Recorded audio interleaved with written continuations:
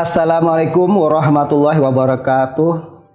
Anak-anak, jumpa lagi dengan Bapak di sini, Pak Nurdin akan menyampaikan pembelajaran pendidikan agama Islam dan budi pekerti.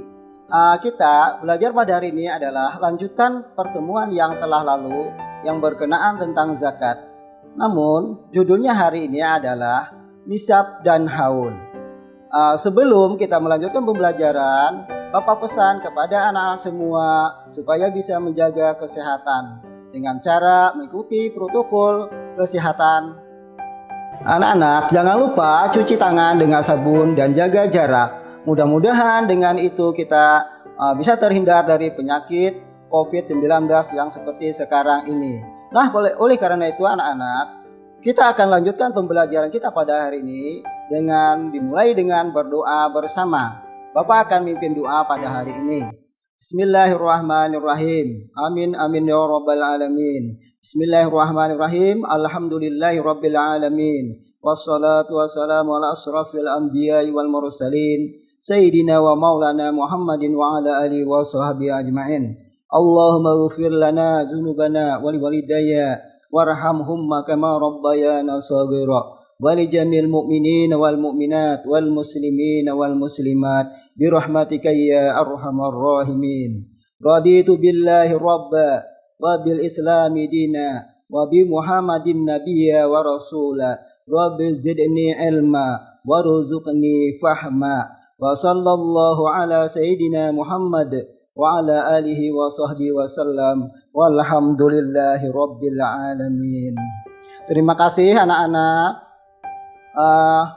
Tetap semangat belajar kita. Sekarang Bapak akan menyampaikan tujuan pembelajaran kita pada hari ini, yaitu yang pertama dapat menjelaskan pengertian nisab dan haul. Yang kedua yaitu menjelaskan macam-macam harta yang wajib dizakati. Oleh karena itu anak-anak jangan kemana-mana, ikuti terus pembelajaran kita pada hari ini. Sekarang di sini anak-anak kita bisa lihat ya pengertian nisab dan juga pengertian haul. Nisab adalah batas atau jumlah minimal sesuatu harta yang wajib dikeluarkan zakatnya. Nah, itu namanya nisab. Nisab artinya, kita ulang ya anak-anak supaya bisa ingat, nisab adalah batas atau jumlah minimal suatu harta yang wajib dikeluarkan zakatnya. Itu namanya nisab. Beda dengan haul. Haul artinya ya bisa diingat, harta yang wajib dizakati telah memiliki waktu selama 1 tahun. Nah, jadi arti haul itu adalah batasan waktu ya harta tersebut selama 1 tahun, maka berarti 1 haul. Kemudian kita bisa lihat kembali, dasarnya adalah berdasarkan hadis Rasulullah SAW yang diriwayatkan oleh Daruqutni, yang artinya di sana kita bisa lihat di layar kaca anak-anak semuanya, artinya tidak ada kewajiban zakat pada harta seseorang belum sampai 1 tahun dimilikinya. Nah, berdasarkan hadis ini anak-anak semua ya, khususnya kelas 6, kalau kita memiliki harta ya selama 1 tahun dengan kita ya, memiliki kekayaan, berarti setelah sampai 1 tahun maka wajib zakat bagi kita apabila telah mencapai nisabnya. Nah, jadi nisab itu artinya hitungan tadi ya. Ya, kita bisa lihat hitungan berapa jumlah yang wajib kita keluarkan. Sedangkan haul itu adalah waktunya. Nah, sekarang berdasarkan hadis ini, kalau kita mempunyai harta kekayaan, anggap aja dari bulan Januari hingga Januari berikutnya, berarti kita punya harta 1 tahun lamanya, berarti kita wajib mengeluarkan zakat lah sesuai dengan ketentuan yang telah ditentukan zakatnya. Nah, sekarang coba kita lihat anak-anak semuanya, apa sih harta-harta yang wajib kita zakati? Di sini kita lihat di antaranya ya, ada emas, ada perak, dan juga tak lupa ada uang. Itu wajib dijakati apabila yang pertama tadi nisabnya mencukupi dan haul waktunya juga terpenuhi, maka wajib kita keluarkan zakat. Selain itu ada lagi yang sering terjadi di masyarakat kita, yaitu pertanian. Hasil pertanian juga wajib dijakati, dan juga hasil perkebunan dan lain-lain yang sejenisnya usaha kita, ya, apabila mencapai satu nisab dan satu haul wajib dikeluarkan zakatnya. Sekarang yang ketiga ada lagi, yaitu perniagaan atau perdagangan. Nah, anak-anak semua, ya, apabila kita seorang pelaku pedagang, maka dihitung tadi seandainya dari Januari sampai Januari tahun berikutnya, berarti usaha kita selama 1 tahun. Apabila telah mencapai nisab hitungannya 1 zakat, maka berarti kita wajib mengeluarkan zakat. Kemudian ada lagi yang keempat, di sana dijelaskan bahwa, ya, rikas itu barang temuan. Nah, barang temuan baik dia berupa emas, perak, ya, uang dan sebagainya yang bernilai ekonomi yang kita temukan terpendam di dalam tanah yang tentunya pemiliknya tidak ada. Nah, itu maka juga wajib kita keluarkan zakatnya. Dan juga yang kelima, di sana dijelaskan juga ada binatang ternak. Nah, anak-anak, binatang ternak juga wajib dizakati. Nah, untuk lebih jelasnya, mari kita Bapak rincikan di sini. Yang berikutnya kita lihat. Nah, di sini ada zakat emas. Ini dirincikan, ya. Coba kita lihat, ya, anak-anak. Bagaimana emasnya? Emas ini adalah emas kekayaan kita, bukan pakaian, ya. Emas bukan untuk perhiasan, tetapi kita tabung atau sebagaimana emas itu kita diamkan di rumah atau di bank di mana saja. Apabila sudah memenuhi nisab, ya, haul, maka wajib kita zakati. Sebagian ulama berpendapat apabila emas atau pakaian yang dipakai itu tidak dizakati lah. Tetapi alangkah baiknya juga kita keluarkan zakat. Sekarang lihat rinciannya. Kalau emas berapa? Nah, di sini kita lihat nisab emas itu dijelaskan di dalam buku pembelajaran kita bahwa 93,6 gram itu sudah wajib zakat. Berapa zakatnya? 2,5% itu daripada zakat emas. Kalau kita memiliki 93,6 gram, berarti kita wajib mengeluarkan zakat, ya. Kita lihat perhitungannya, 93 gram, 93,6 gram dikali 2,5 per 100, ya, berarti sejumlah 2,34 gram emas. Itu zakat yang kita keluarkan. Ini zakat yang kita keluarkan. Nah, anak-anak, coba lihat yang berikutnya, yang nomor 2. Yang nomor 2 juga kita contohkan. Kalau kita punya emas, ya, baik dia balok atau apa saja, yang penting emas itu sebagai harta kekayaan kita, maka kita juga wajib mengeluarkan. Dicontohkan kalau 100 gram punya emas, berarti 100, ya, kali 2,5, ya, per 100, ya, di sana. Berarti berapa? Coba lihat anak-anak, ya. Yang jago matematika berarti lebih bisa menghitungnya daripada Bapak lah. Sekarang berarti hasilnya adalah 2,5 gram emas. Nah, ini emas. Contoh yang ketiga. Nah, yang ketiga Bapak tulis 2. Lah yang ketiga, kalau kita punya 200 gram emas, berarti 200 kali 2,5 per 100, berarti dengan kesimpulan hasilnya yang kita keluarkan adalah 5 gram emas. Anak-anak, itu adalah contoh nisab emas. Kita istirahat sebentar, jangan kemana-mana. Nanti kita akan kembali lagi.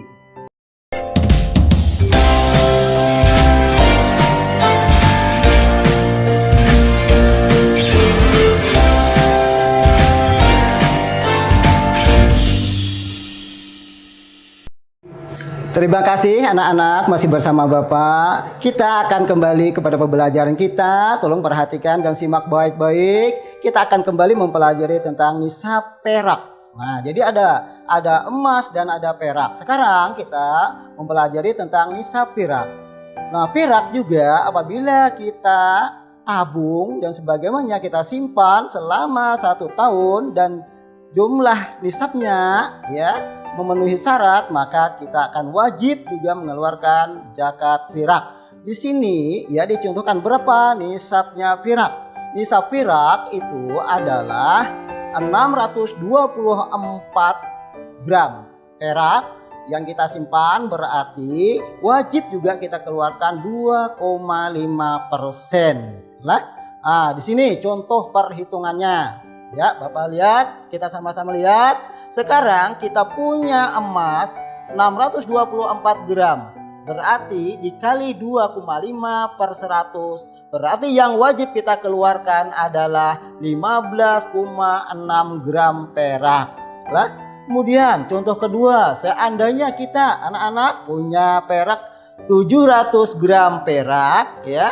Kita kalikan dengan 2,5 per 100, maka zakatnya adalah 17,5 gram perak. Nah, anak-anak, coba kita cari lagi. Yang contoh ketiga, 800 gram kita punya perak, maka kita kalikan 2,5 per 100 dengan hasil 20 gram perak yang wajib kita keluarkan. Bagaimana kalau uang? Coba kita lihat kembali. Kalau seandainya kita punya uang. Nah, bagaimana nisabnya uang anak-anak? Coba kita lihat sama-sama. Selama 1 tahun tabungan kita ya sampai nisabnya, cara penghitungannya dihitung dengan nisab emas. Bagaimana? Nisab emas 93,6 gram emas. Nah, berarti kalau kita punya uang senilai 93,6 gram emas itu, berarti kita juga berhak wajib mengeluarkan zakat. Bagaimana cara menghitungnya? Hitung. Nah, anak-anak, seandainya kita punya uang gitu ya. Coba kita hitung, kalau emas harganya 1 juta berarti 93 juta. Ya, minimal 500 kita punya uang gitulah, wajib zakati. Zakatnya berapa? 2,5%. Nah, cara penghitungannya ya sama dengan emas. Sekarang prinsip dasar perhitungan zakat adalah mengeluarkan 2,5% dari jumlah harta yang dimiliki jika telah memenuhi nisab dan haulnya. Nah, sekarang kita kembali, bisa dipahami ya anak-anak. Seandainya kita punya uang 93 juta ya setengah, 93.500, berarti kita wajib mengeluarkan zakatnya 2,5%. Nah, itu anak-anak ya, zakat uang disamakan dengan emas. Coba kembali kita lihat, ada lagi nisab zakat pertanian atau perkebunan. Sekarang anak-anak kita bisa ya sering melihat ya di daerah kita, daerah pertanian. Di sana banyak ditemukan orang menanam padi, nanam jagung, nanam ya perkebunan lainnya. Sekarang di sana juga dikenakan wajib zakat ya apabila telah memenuhi nisab dan waktunya ya. Nisab di sana dijelaskan lah. Nisab zakat pertanian dan perkebunan adalah dihitung berdasarkan ya jumlahnya. Nah, sekarang kalau pertanian perkebunan yang alami ya, yang alami artinya perkebunan dan pertanian tada hujan ya, ditanam, dipanen, berarti zakatnya 2,5%. Nah, 2,5. Tetapi ada perbedaan seandainya perkebunan atau pertanian itu ya dikelola dengan cara berbagai macam cara, pengairan dan pemupukan ya, maka zakatnya 2% yang wajib dikeluarkan setelah gitu ya. Itu masanya setelah panen. Begitu anak-anak. Kemudian Coba kita lihat berikutnya apalagi. Nah, di sini keterangan, ya keterangan. Bisa dilihat sana zakat pertanian, kadar zakat untuk hasil pertanian apalagi diairi dengan air hujan atau sungai mata air ya. Nah, di sana jelaskan ada 10%. Nah, dengan cara disiap ya. Ya, terima kasih anak-anak. Sekarang kita juga akan mempelajari selain daripada zakat pertanian. Nah, di sini ada nisab zakat rikas. Rikas artinya apa tadi anak-anak? Yaitu ya, barang temuan peninggalan orang dahulu yang nisabnya disamakan dengan nisab emas 93,6 gram dan perak 624 gram. Zakatnya sebesar 20%. Ya, banyak anak-anak karena kita juga harta dapatan, harta temuan, maka dikenakan zakat 20%. Coba kita lihat anak-anak. Yang pertama, contoh pertama. Kita menemukan ya emas ya, ketemuan emas ini 93,6 gram kali 20/100, zakatnya adalah 18,72 gram emas. Nah, kalau kita mendapatkan emas, seandainya kita nemukan perak ya, ketemu sebanyak 624 gram, maka itu dikalikan 20/100, jadi zakat yang wajib kita keluarkan adalah 124,8 gram perak. Nah, jadi semua barang yang kita temukan juga wajib ya zakat. Kita lihat lagi selanjutnya. Nah, di sini rinciannya.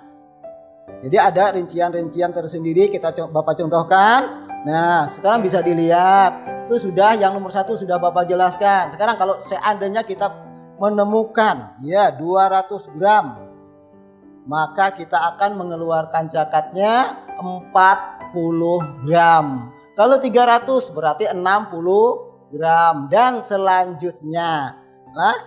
Nah ini tadi perak. Ini nomor 1 sudah Bapak jelaskan. Nomor 2, kalau seandainya kita temukan 700 gram ya, maka kita akan mengeluarkan zakatnya 140 gram.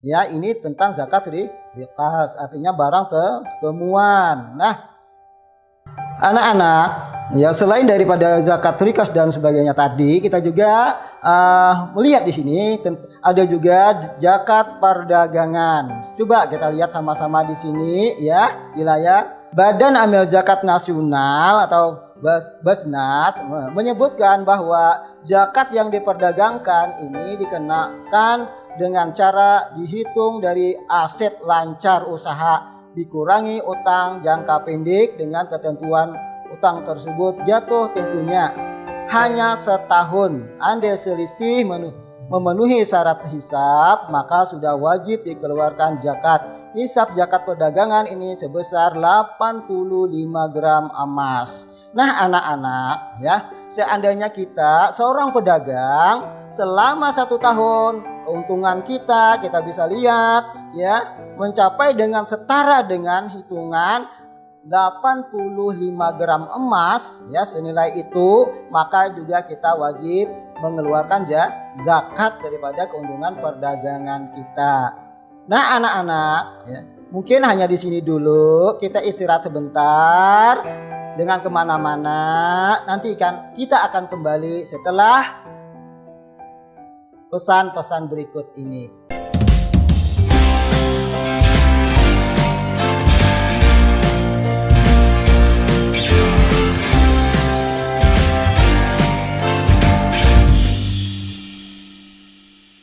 Ya, terima kasih anak-anak. Sekarang masih bersama Bapak, kita akan mempelajari tentang nisab zakat binatang ternak.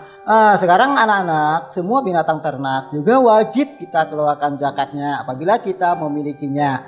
Sekarang kita lihat di sini dicontohkan unta. Unta juga wajib dizakati. Walaupun sekarang kita nggak punya unta, nah siapa tahu anak-anak nanti ke negeri Arab akan punya ternak unta, maka wajib ya zakat. Dicontohkan sini, berapa nisab unta? Unta nisabnya 5 sampai 9 ekor, itu zakatnya 1 ekor kambing usia 2 tahun. Lah, anak-anak, kalau punya 10 sampai 14 ekor unta ya, zakatnya 2 ekor kambing usia 2 tahun dan seterusnya ya. Kita lihat nanti, kita pelajari ya. Pelajaran itu ya sangat bermanfaat bagi kita walaupun gak punya unta sekarang. Insya Allah kalau anak-anak bisa ke negeri Arab, punya ternak unta dan mengeluarkan zakat unta. Sekarang selain unta apa? Nah, di tempat kita ada sapi, ada kerbau lah. Nah, itu juga wajib dizakati. Berapa sih ya nisabnya sapi atau kerbau? Sapi itu kalau kita mempunyai 30 ekor gitu ya, sampai 39 ekor, maka zakatnya 1 ekor sapi atau 1 ekor kerbau yang usianya 1 tahun. Kalau kita punya 40 ekor sapi atau kerbau sampai dengan 59 ekor sapi atau kerbau, maka zakatnya 1 ekor sapi atau 1 ekor kerbau yang usianya 2 tahun. Nah, kemudian selain itu ada lagi anak-anak, selain sapi, kerbau, unta, sekarang ada nisab zakat binatang ternak yang lainnya, yaitu kambing atau domba. Kalau domba atau kambing ya, di sini kita lihat 40 ekor itu sudah mencapai 1 nisab, maka wajib dizakati. 40 sampai 120 ekor, maka zakatnya 1 ekor kambing usia 2 tahun lebih atau 1 ekor domba betina usianya 1 tahun. Seandainya ya anak-anak mempunyai ya kambing atau domba 121 sampai 200 ekor, maka berapa zakatnya? Ya, 2 ekor kambing betina usia 2 tahun lebih atau gitu ya 2 ekor domba betina yang usianya mencapai 1 tahun. Nah, selain kambing dan domba ya, masih ada yang lainnya. Di sini ada unggas. Unggas yaitu jenis ayam ya, bebek ya atau etek itulah, itu juga wajib dizakati. Nah, coba kita lihat ya bagaimana di sini.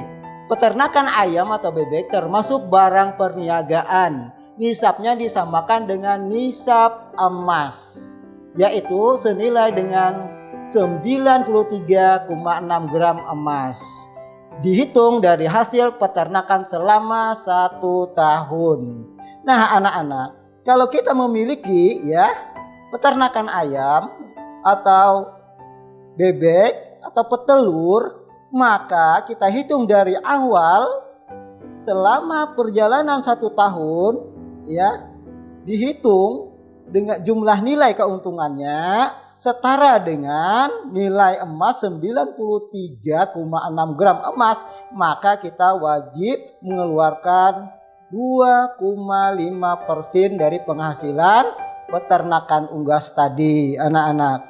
Nah, itulah anak-anak pelajaran kita tentang nisab dan haul zakat, baik dia pertanian ya, binatang peternakan dan sebagainya, harta rikas, itu yang wajib kita keluarkan. Oleh karena itu wajib kita belajar gitu ya agar dapat mengetahui.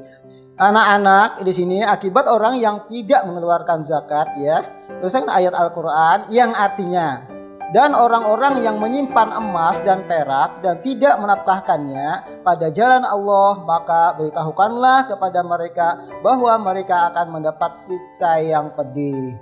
Nah, ini anak-anak, akibat orang yang tidak mengeluarkan zakat sedang dia punya kekayaan yang telah memenuhi syarat dan rukunnya, maka diberi azab oleh Allah, azab yang pedih. Nanti ya baik dia emas, perak akan dilebur, akan dibakar bersama-sama orang yang tidak mengeluarkan zakat tadi ya. Oleh karena itu ya, nanti anak-anak mudah-mudahan kita punya diberi rezeki yang banyak oleh Allah, kita akan dapat membayar zakat sesuai dengan ketentuan dan syarat yang diberlakukan. Di sini kita kesimpulan ya anak-anak. Kesimpulannya yang bisa kita ambil, yang pertama, nisab adalah batas atau jumlah minimal ya suatu harta wajib dikeluarkan zakatnya.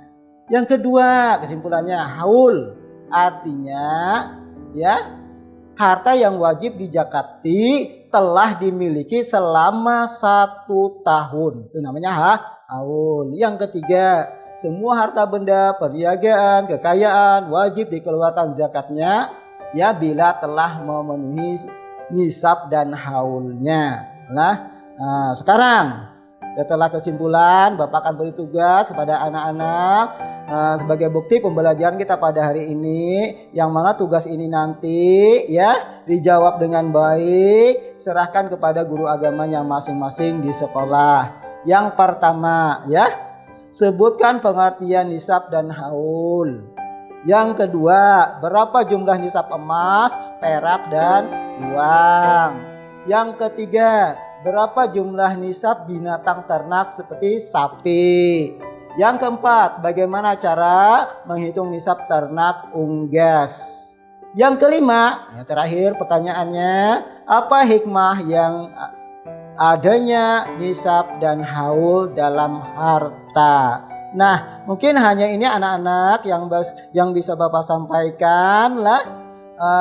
Salah dan hilaf Bapak mohon maaf yang sebanyak-banyaknya. Untuk mengakhiri kegiatan kita pada hari ini, mari kita bersama-sama menutup dengan berdoa. Bismillahirrahmanirrahim. Amin amin ya rabbal alamin. Allahumma arinal haqqa haqqa warzuqna tiba'ah wa arinal batila batila warzuqna ijtinabah. Wa sallallahu ala sayyidina Muhammad wa ala alihi wa sahbihi wa sallam. Walhamdulillahi rabbil alamin. Baiklah, sampai di sini pembelajaran kita pada hari ini. Salah hilaf Bapak mohon maaf. Assalamualaikum warahmatullahi wabarakatuh.